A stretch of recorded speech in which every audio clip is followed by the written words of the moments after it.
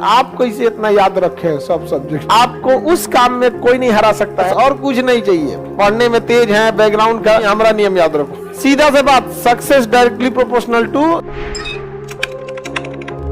करिए सर। आपको इसे इतना याद रखे सब सब्जेक्ट।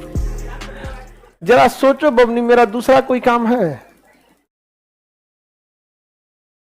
उस तरह से तो सोचिएगा कि अखबार वाला कैसे याद रखा है, किस घर में कौन सा अखबार देना है।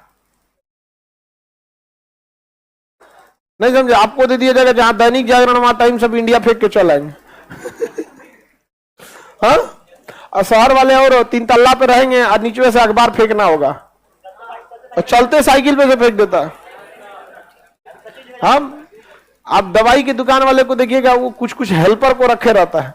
वो बहुत ज्यादा पढ़ा होगा या नहीं होगा कोई ठीक नहीं। कई तो हमारे यहाँ एक दवाई है, इतना पुराना दवाई का दुकान है जिसका हेल्पर है, पढ़ा लिखा नहीं है, लेकिन कोनो दवाई मांगिए खोज देगा तुरंत फटाक से।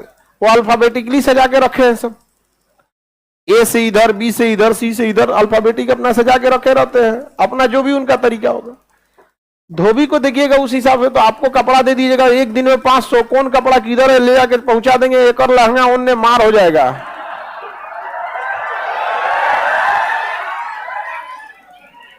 नहीं समझे?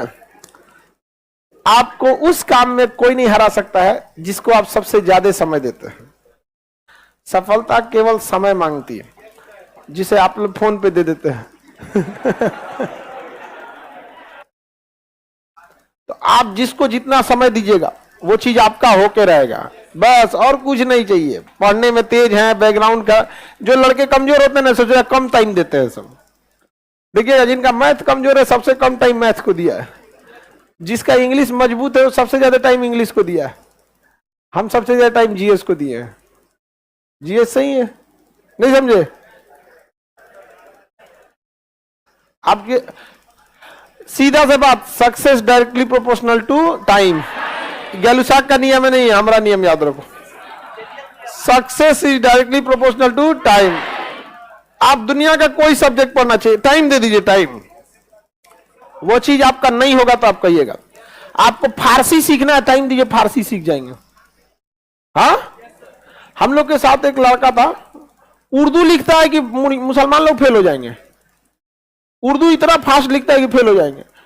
टाइम दिया था उसको, सीख गया। यहाँ पर उर्दू ले लिया और आगे जाकर ऑप्शनल में क्या ले लिया, उर्दू।